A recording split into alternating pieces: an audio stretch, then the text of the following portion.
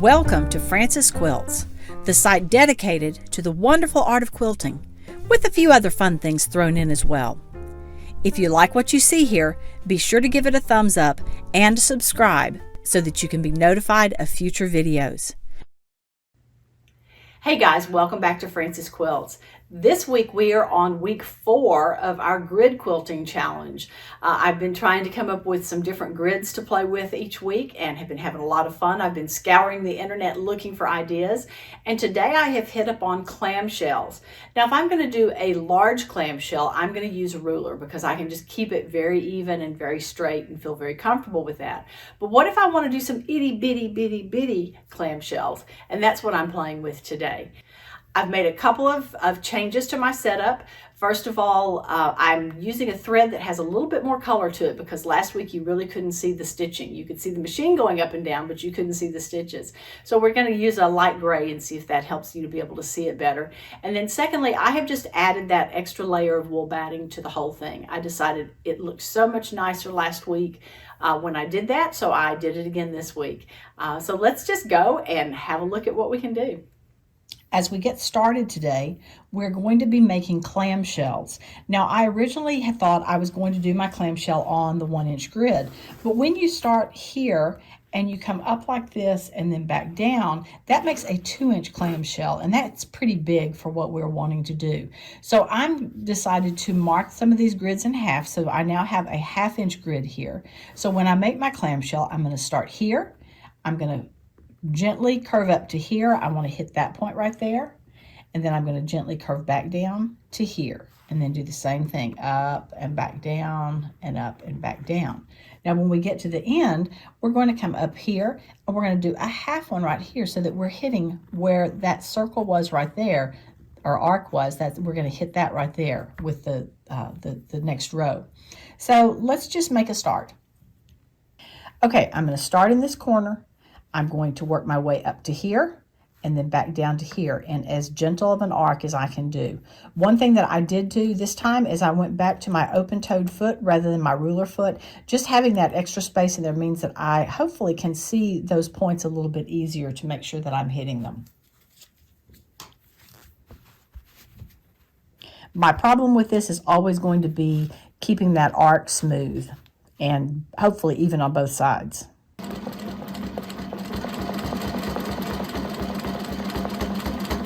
Hit that point, arc back down.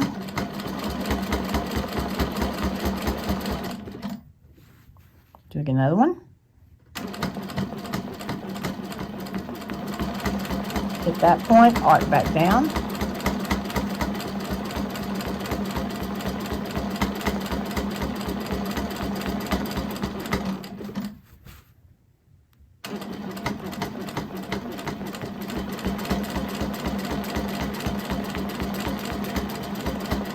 Missed that one a little bit.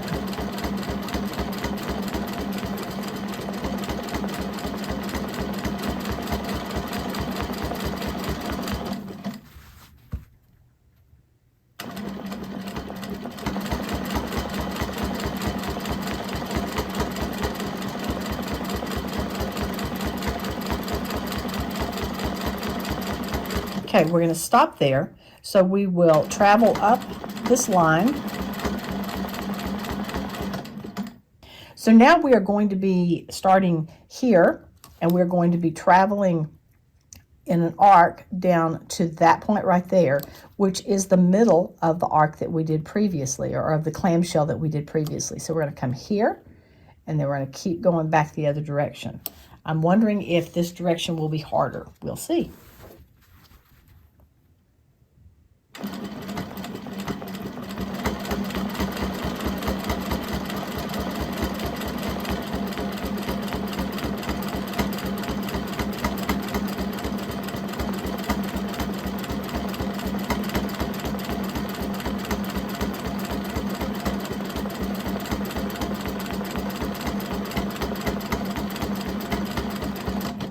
My arcs are definitely not as symmetrical doing it this way, so obviously going right to left is not my best.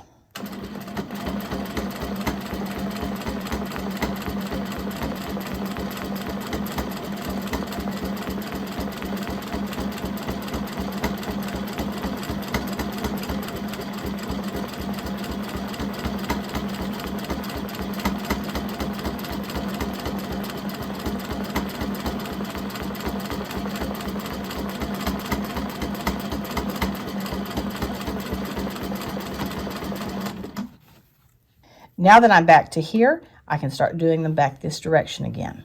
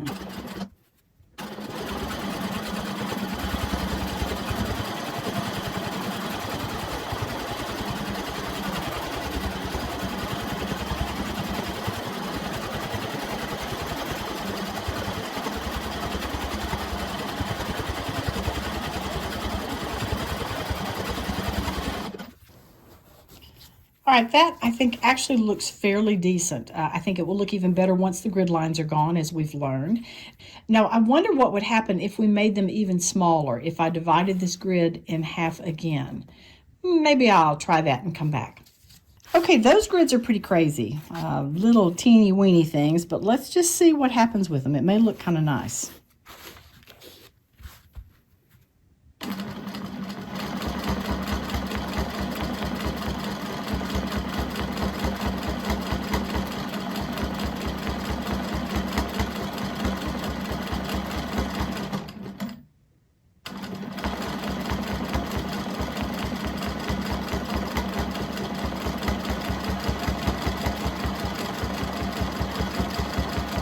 Let's just do it to there.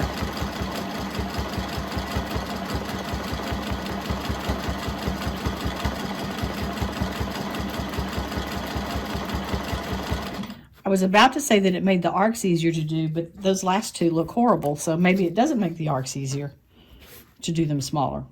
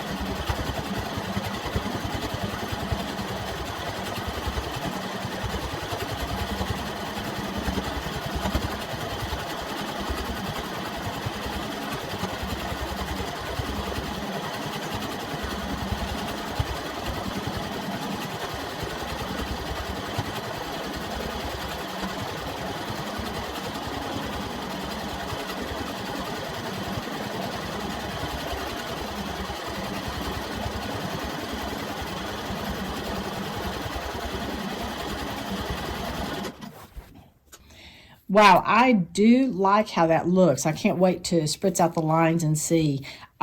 They're very different. Obviously, you're just making this little arc, and honestly, I might be to this sometime get to the stage that I could just make that little arc in here.